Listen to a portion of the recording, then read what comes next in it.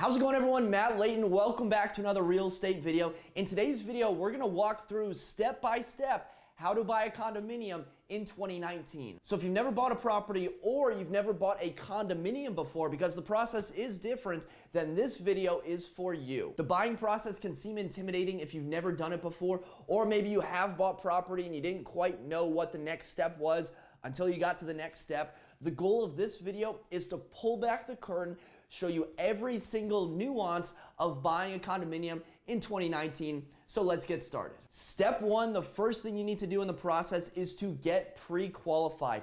And if you've ever watched any one of my videos before, or if you've been doing some research on your own, you've probably come across this. But why?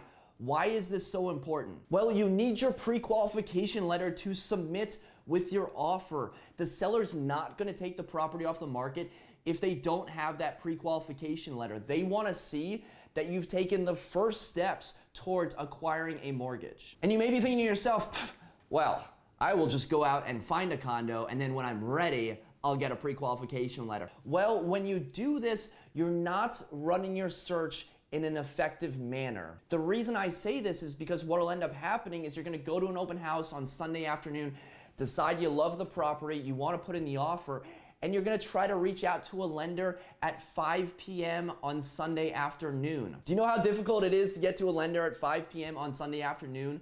Either you're not going to get in touch with them, or maybe you do get in touch with a lender and it's your first contact with them, and so they have to walk you through getting that pre-qualification letter.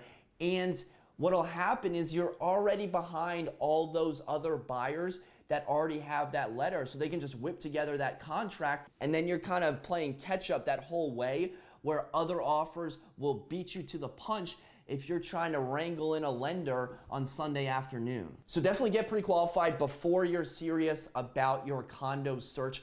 Keep in mind, with condos, of course, there are other fees, such as condo fees, which may decrease the sales price. So when you're working with a lender, you need to be comfortable with the amount of monthly mortgage payments that you're gonna be paying before you talk to the lender. So if you're comfortable with $2,000, go and talk to your lender and say, hey, listen, my budget's $2,000, let's see what numbers we can come up with. So guys, if you don't take anything away from this video except for this one thing, get pre-qualified.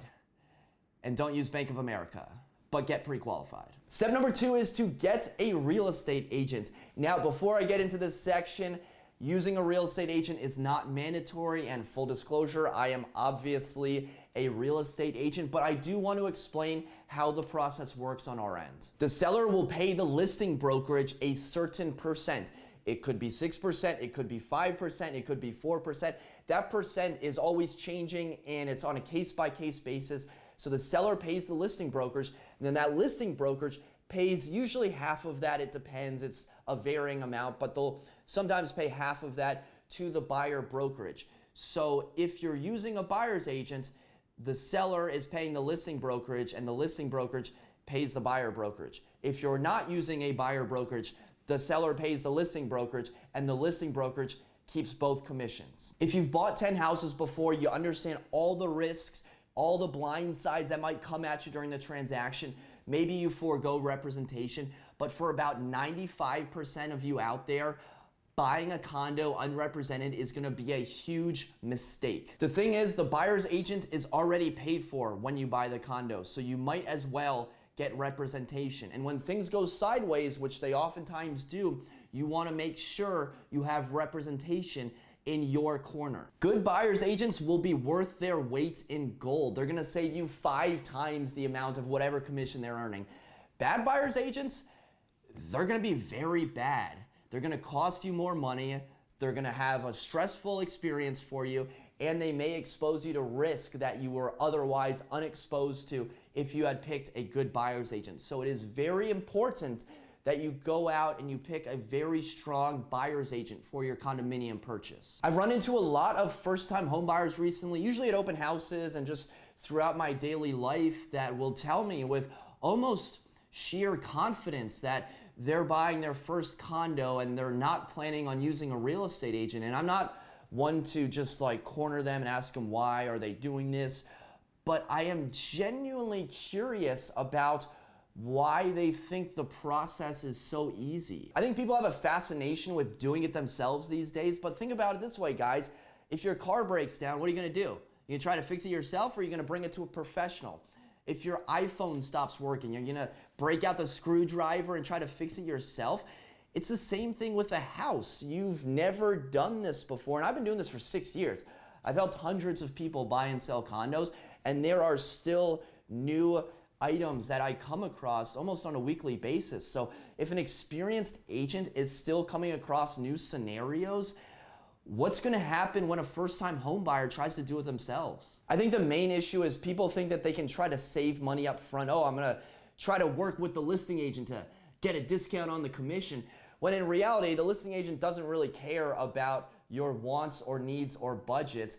And you may save like $1,000. They might say, oh yeah, I can get you $1,000 off the list price.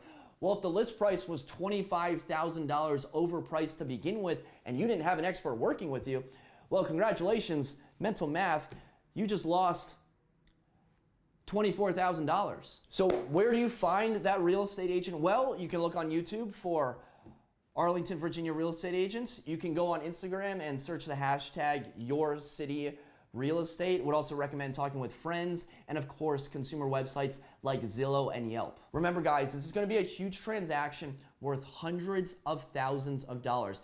Now, you may have a family member, and let's be honest, who doesn't have an aunt or an uncle who got their real estate license at some point, but you wanna make sure you're choosing your real estate agent based on their business experience, not on their familial status. So your aunt may be getting you some nice Best Buy gift cards since you were 7 years old, but has she sold any condos?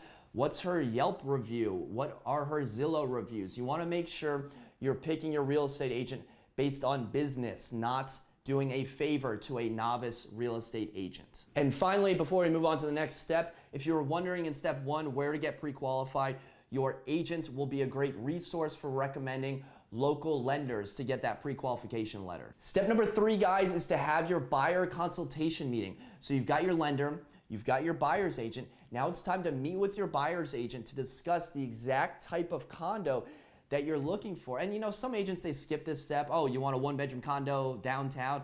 Yeah, let's go out and see condos, 1-bedroom condos downtown. And you know, I understand that, but think about if you're gonna go to a doctor or a dentist or a CPA. Your CPA doesn't just say, oh, hand me over your taxes, or at least I hope not. They wanna fully understand what you're looking to accomplish before moving forward. So your CPA might ask, okay, well, what are your tax liabilities? What are your tax goals? What questions immediately do you have for me? What sort of expectations do you have? How can I best assist? So it's the same thing with your buyer's agent. They wanna fully understand your picture before moving forward, because you know the way I operate, I'd rather ask 100 questions and show 5 condos than ask 5 questions and show 100 condos. It makes the search much more efficient. When everyone is on the same page and everyone knows what's gonna happen next, it makes for a really good relationship between the agent and the consumer. Step number 4 is to go out and actually view condos. And this might be step number 1 for a lot of you out there, but it's step number 4 in my list. Now, this is the time where those expectations of the buyer consultation meeting will hopefully be meeting the reality of the condo market. Now, there's no magic number of how many condos to view. I've shown a buyer 1 condo and they purchased the first condo that they've seen. I've also shown buyers, one specific buyer, over 50 condos, and she never ended up purchasing a condominium. One thing I will tell you is, if you want to think about it this way, think of a magic number of 10. After 10 condos, you should have a very clear understanding of the type of property that you're probably gonna end up purchasing. And after 10 condos, there should probably be at least 1, 2, or more condos that you would seriously consider purchasing. And if you're just not seeing what you really wanna buy, maybe it's time to go back to step number 1, talk with your lender about upping your budget, or maybe it's time to compromise a little bit on your wants and your needs. Step number 5 is to write your offer. This is an exciting part because things will start to ramp up very quickly. First and foremost, you should only be making offers at 1 condo at a time. You should never, if 2 condos come on at the same time, you should never write an offer on both and see which one you never want to be a party to 2 contracts. So definitely stay with 1 condo at a time. And a question that I get asked a lot by clients is, can we negotiate? A very fair question. And I think it comes down to three main questions that you need to ask yourself. Number one, is it the first week that the condo is on the market? Number two, is the condo vacant? And number three, are there multiple offers? Your market may vary. In my market of Arlington, Virginia, when a condo is on the market for less than a week, the seller is usually looking for list price, so there's not too much wiggle room. Of course, there are gonna be exceptions to the rules. If a condo's been sitting on the market for a long time and it's vacant, the sellers may actually be more willing to negotiate. But for the most part, if it's the first week on the market, they're gonna be looking for full price. If it's vacant, they're gonna be looking for a quick time frame. And if there's multiple offers, chances are it's gonna be going for a list price or above list price. This is the time to work with your buyer's agent to come up with a competitive offer. This is hopefully the time where your buyer's agent will shine, because winning a property in a hot market can be very difficult. You may not win the first, second. I've had clients miss out on 4 separate condos. It can be extremely frustrating. And if this is happening to you, maybe it's time to ask yourself after about 3 or 4 times, what are we doing that's causing us to lose these transactions? Are we offering below list price? Are we including a lot of contingencies, a pushed out time frame? You want to be sure you're working with your buyer and there's a buyer's agent, and there should be some sort of level of trust between your buyer's agent and yourself. Sometimes I'll tell clients, hey, this is what we need to win the property, and they'll say, okay, great. And then they'll get a voice in their head, a family member, a parent, a friend who lives half a country away that has no idea what's going on in the market, to tell them to pay for all the closing costs or whatnot, ask for all the closing costs. And you just want to make sure that you're trusting your real estate agents. And if you're still losing out time and time again, it's time to reassess. It's time to ask your buyer's agent, why is this happening? Are we offering below list price? Do we have a lot of contingencies? Are we using Bank of America? Work with your buyer's agent to write the best competitive offer that you can. Step number 6 is your offer has been accepted. Congratulations. Now it's time to pop bottles. Not quite. You still have a lot of work to do. This is Martinelli's. I like a nice wholesome drink. I like to live that middle-class fancy life. At this point, you're actually gonna have a lot of loan documents that you're gonna have to sign off on, and this is the part where you actually do your home inspection. So for a condo, a home inspection, you're gonna be inspecting 700, 800, maybe 1,200 square feet for a condo, so it's not gonna be a lot of square footage that you're gonna be inspecting. So you really wanna focus on those big ticket items, things like the HVAC, things like the plumbing and the electrical work. Remember, for a condo, a lot of the items are already taken care of. Big ticket items like the roof, the exterior maintenance, the hallways, the lawn care, the landscaping, the garage, the driveways, all that's already paid for by the association. So what we're focusing on is the interior, what's inside the walls, and of course if there's a heat pump outside or on the roof. During your home inspection, the home inspector may say a couple outlets are loose, there's no anti-tip device under the stove, and these are safety issues, so they're important, but the goal is to focus on those big ticket items like we talked about, the HVAC, the plumbing, the electrical, and if something is wrong, we don't want the seller to fix it. What we do want is we want a seller credit, because the seller is just gonna go out and fix it the cheapest way possible. We actually want that money, which will go towards your closing costs, so it's less money out of pocket, and then you can go ahead and use that credit, that seller credit, to fix those items yourself. One last note about the home inspection is in competitive offer situations, a lot of buyers are waiving the home inspection because, well, it makes your offer look stronger and not a lot can go wrong in 800 square feet. And you may be saying, well, Matt, are you really advising your clients to waive the home inspection? That's a ton of risk that you're passing on. Well, what I'm trying to advise is I'm trying to make my clients win the condo, and I will go through the risks with them. And if you're concerned about that, another option for the home inspection is to do it for void-only purposes. So you do the home inspection, and it's either pass, fail. So you can either move forward as is, or you can decide to back out. So there's kind of 3 tiers of the home inspection. You can waive it, which looks the best for the seller in a competitive offer situation. You can do a pass, fail, or void only home inspection. So waive, pass, fail, or you could do the full home inspection asking for repairs. Again, work with your agent, gauge how competitive the market is to see which home inspection item, which home inspection type is right in your situation. After the home inspection, step number 7 is the condo doc review period. So usually once the seller has a contract, they will order the condo docs. And when you receive the condo docs in the Commonwealth of Virginia, check your own local jurisdiction. But we here in Virginia have 72 hours to review these documents, during which time the buyer can back out of the contract for any reason without penalty. The main items to look for are the meeting minutes, the rules and regulations, and the budget. What we're looking for here are strange jumps in expenses, meeting minutes where board members are talking about an upcoming special assessment, or extremely stringent rules and regulations, things like not allowing dogs, not allowing pets, or something little known in the fine print that may sway your decision one way or the other. What I've found is that this period is usually a period to back out of the contract if the buyer has cold feet. It's not an efficient way to ask and receive answers from the sellers, because oftentimes you'll get these condo docs on a Friday and it's hard to reach management companies over the weekend, or you may ask the seller and the seller knows that you only have 72 hours, so they may get you the answer, but it may take a few days. So what I tell my buyers is now is the time where you need to ask yourself, are you comfortable moving forward with the contract, with the condo docs that you have received?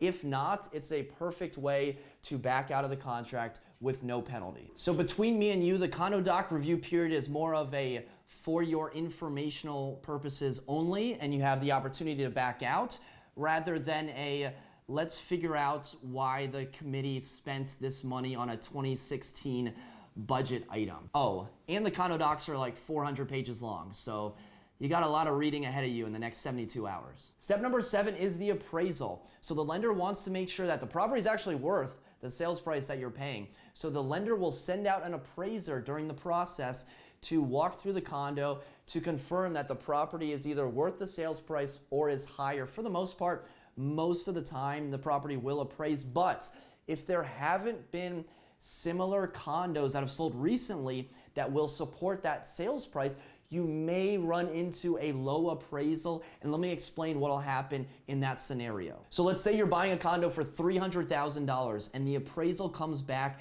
at $295,000, so $300,295. Now the lender says, okay, well, we're only gonna get you a loan at a sales price of $295,000, but the contract says $300,000. So you have this $5,000 discrepancy. Well, as a buyer, you have a couple different options. You can back out of the contract with no penalty, assuming you still have your appraisal clause in there and you haven't waived this before. It's most likely still going to be in there. Or you could proceed as normal and come up with that difference, that $5,000 difference. Or what usually happens is some sort of compromise where the buyer comes up a little bit and the seller comes down a little bit. Low appraisals can really throw a wrench into the transaction. So no pressure, but once the appraisal is through and at value or above value, you should feel very relieved that you're moving forward in the transaction. Number 8 is closing. We're finally to the point where we got our Martinellis and we're popping bottles. So the closing for the buyer should take about an hour to an hour 15 to review all the documents and to sign all the documents. Since you're getting a loan, most likely you're going to be getting a workout if you're, well, if you're righty or a lefty. But with the closing documents, these should be documents that you've already seen before. So in real estate, there are no good surprises. We want to make sure that you're working closely with your lender and with the title company, the settlement attorney that's handling the closing. So any sort of closing statement that you're seeing, you've already reviewed beforehand, so you know those final numbers and that you're well aware of every single line item. In terms of closing costs, expect around 2% of the property's sales price for costs to close on the property. And a few things condo specific. There's 2 items, the move-in fee and the condo fee. Some condo associations charge the move-in fee at the time of settlement, but they may forget, and so when you go to move in, they may try to charge you again, and I don't think they do it maliciously to get your $250, but you want to make sure if you're paying the move-in fee at settlement that everyone is aware that you're paying it. And with the condo fee, you're going to be paying a couple months worth of condo fees at settlement. On the settlement statement, you'll see it towards the bottom. So be sure you're aware of the next time you're actually paying the condo fee so you can set up your auto pay. And that's it. That's the process of buying a condo in 2019 from start to finish. Like I said before, I've been doing this for 6 years. I've helped hundreds of people buy and sell condos, and I still see new things come up almost on a weekly basis. So you never quite know what you're gonna get into in real estate. Well guys, if you learned anything, I would really appreciate it if you hit the thumbs up button. Helps out the YouTube algorithm a lot. And while you're here, go ahead and hit that subscribe button so you'll always stay up to date on the latest real estate video. Okay, thank you very much for watching. Until next time, create a productive day. Take care.